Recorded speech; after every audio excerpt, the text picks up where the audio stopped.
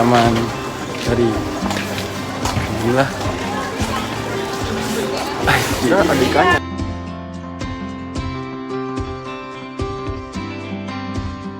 Dengan 5 saya nyebut. Yeah. 1 2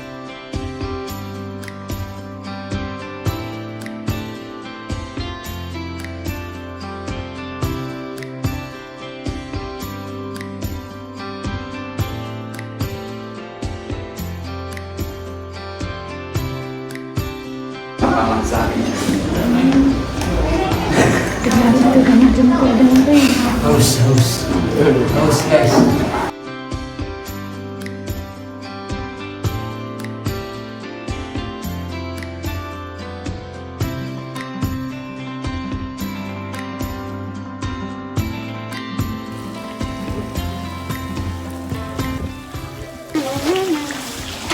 Emang gak jelas.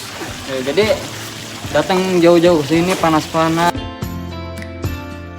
Tolak bala namanya Kalamakara. Kalamakara itu, tapi Mbak masuk di kolam itu semua ada simbolnya seperti ini. Ya.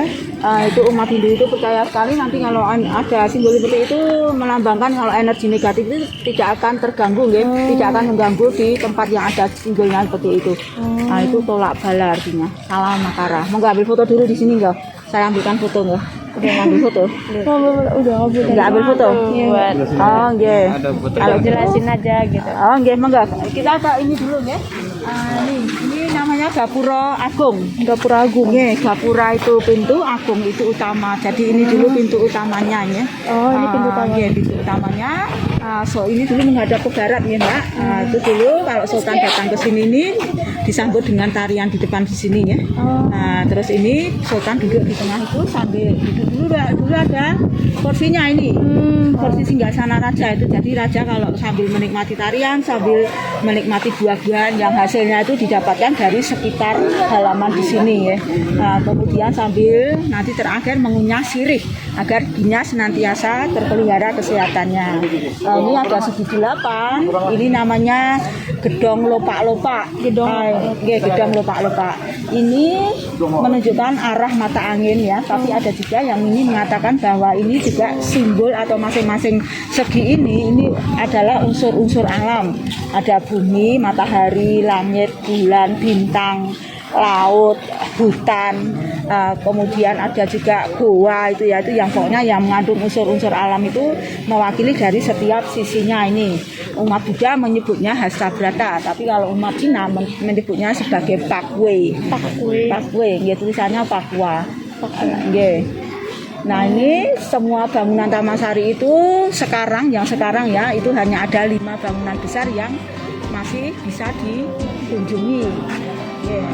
Nah, ini Taman Sari ini ada unsur Islam, Hindu, Jawa, Buddha, Cina ya. Segala agama ada ya, Bu? Nggih, multi kultur ya.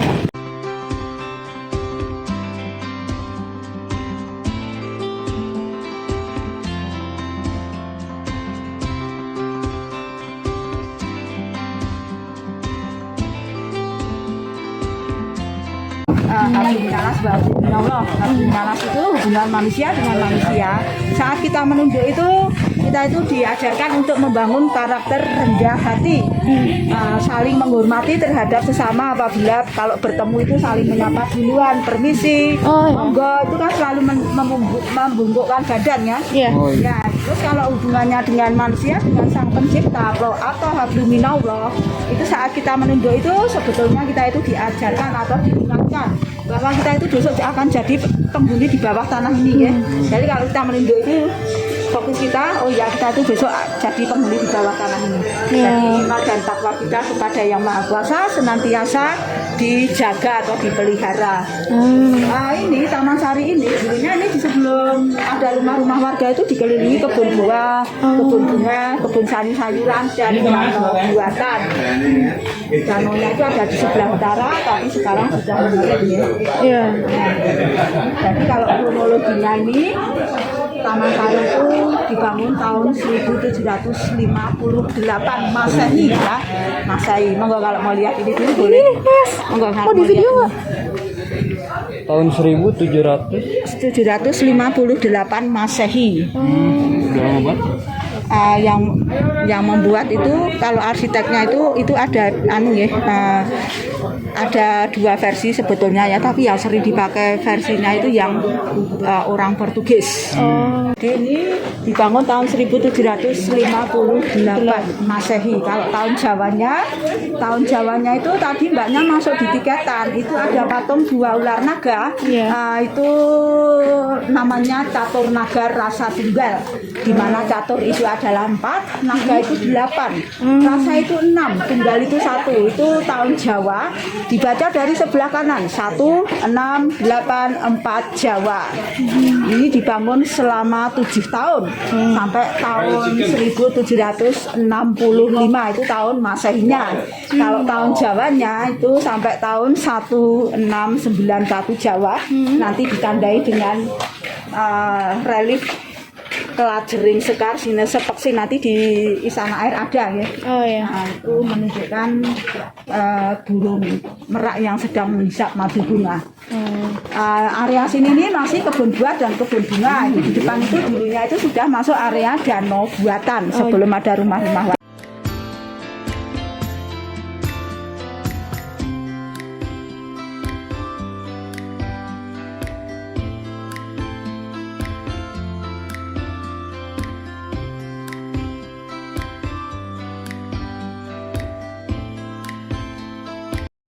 Itu Sultan sudah lelah dengan hal-hal seperti itu. Baru Sultan kepikiran untuk membangun tempat untuk istirahat atau pesanggrahan, di mana di dalam pesanggrahan ini nanti itu ada tempat untuk ibadah, tempat untuk rekreasi, juga sebagai benteng pertahanan.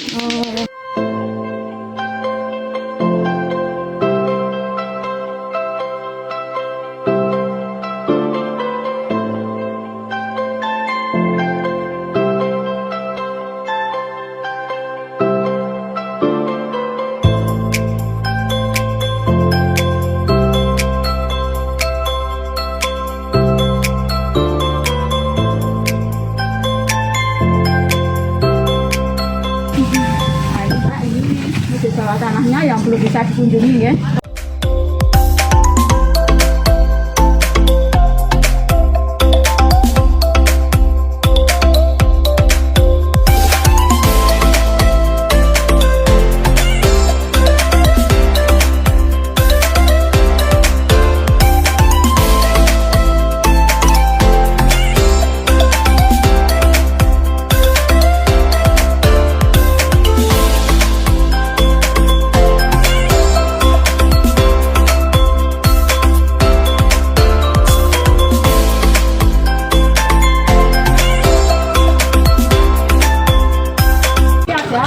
Ruangan untuk makan ada 4 ya.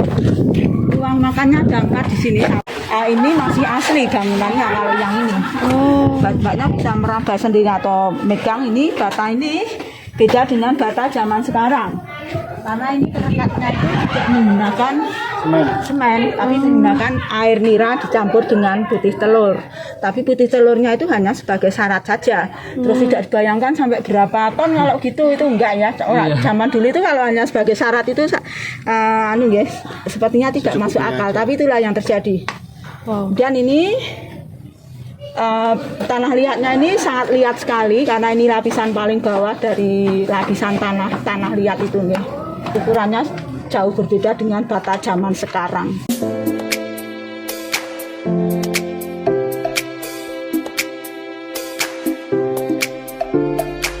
Toiletnya ya Mas ya, toiletnya ada 4 ya, sumurnya ada 4. 1, 2, di sana 1, 2. Enggak.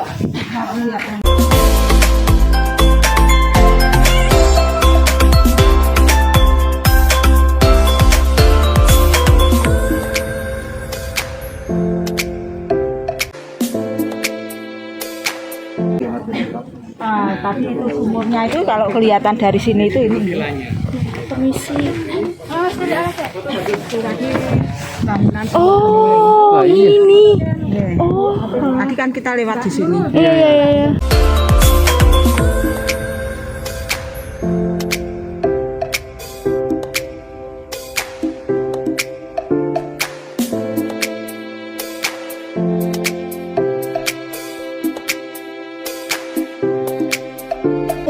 perjuangan yang sangat luar biasa beliau sampai bisa menentukan titik tengah di Keraton Yogyakarta ini ya, sekarang Keraton Yogyakarta itu ya. Nah itu jadilah itu center of point itu. Nah ini istimewanya bangunan Taman Sari ini, balkon ini ya. Balkon. Yeah. Nah ini dulu kan namanya istilahnya itu Pesanggerahan Mbak. Pesanggerahan. Situs Pesanggerahan. Pesanggerahan itu artinya sama aja dengan kalau tempat untuk istirahat, untuk rekreasi.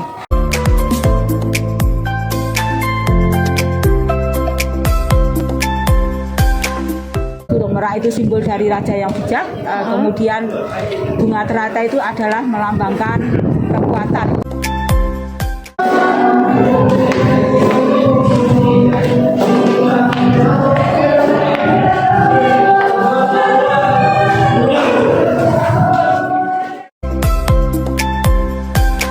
Meditasi itu nanti terus di bawahnya diletakkan sesaji-sesaji. Oh, sesaji. Ini kenapa tahu? Ya, ini tempat sultan bermeditasi, ada di lantai 2. Ini ruangan yang belum bisa dikunjungi untuk umum sampai detik ini.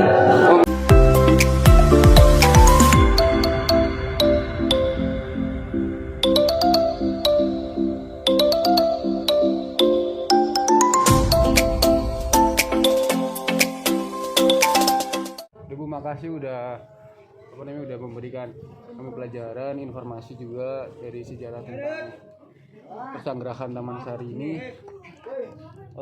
Sebelum kita pamit tuh ada yang mau kita tanyakan dulu Bu, Iya, apa? seputar tentang Pesanggerahan Taman Sari ini.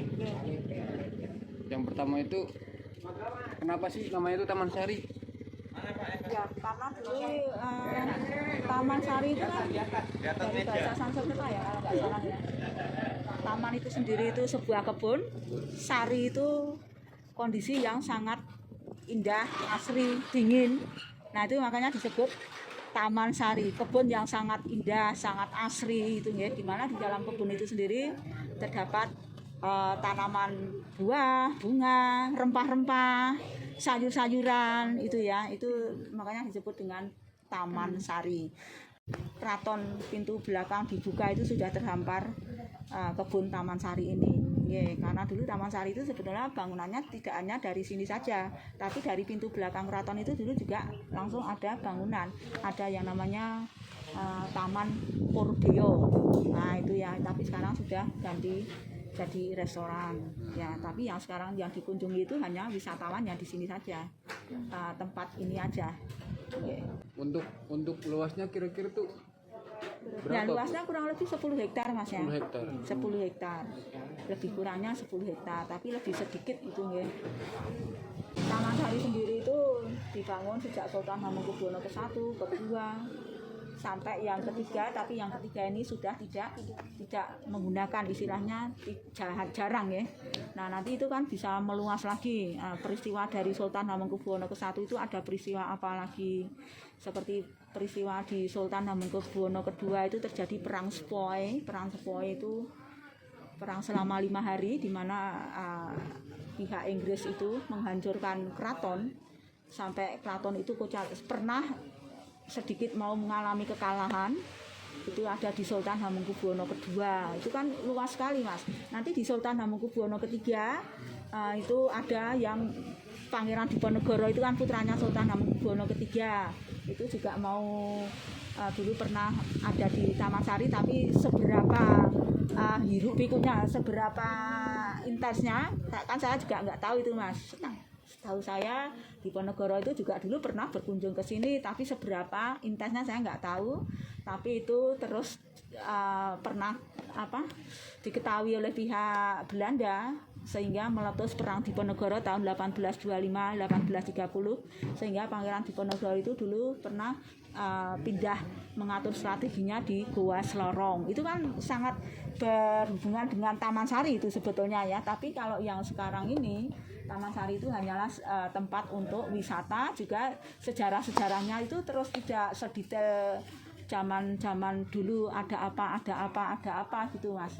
Karena ini kan kalau kita mau menengok sejarah itu pasti dimulai dari kerajaan Mataram Islam. Nah, padahal Sultan Hamengkubuwono sendiri itu satu itu kan putranya Amangkurat keempat. Nah, nanti kalau ditelusuri Amangkurat itu anaknya siapa? Nah, itu nanti ceritanya itu lama sekali, panjang sekali, nggih. Nggih. Nah, nanti terus kalau di Sultan itu terus terjadi perang Sepoi itu siapa saja itu kan, kalau saya ya hanya sebatas tahunya perang Sepoi itu ya hanya terdiri dari ini, raja itu tadi Sultan Hamengkubuwono kedua diserang oleh pihak Inggris tanggalnya 19 Juni sampai tanggal 24 Juni itu yang menyebabkan keraton Jogja sedikit kacau balau itu ya, karena itu ada salah satu pengkhianat dari dalam yang bisa memberikan informasi bahwa putra mahkota ada di ruangan ini gitu ya, itu kan pasti ada yang tak memberitahu seperti itu. Nah, sebetulnya sangat-sangat luas ini Mas Taman Sari, Mas. Karena Taman Sari ini tidak hanya tempat untuk rekreasi aja, tapi dulu juga digunakan untuk mengatur strategi.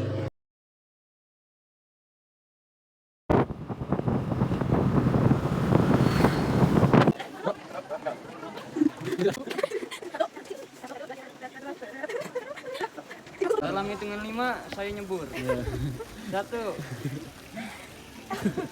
2 3 1 lagi ya. Oke guys, maaf sorry, saya nggak bisa lama-lama. Ini udah siang. Jangan nge-give pause. Kalau ada nge-give pause, nanti saya nyebur sambil berenang ke sini. Mohon pengertian. Oke.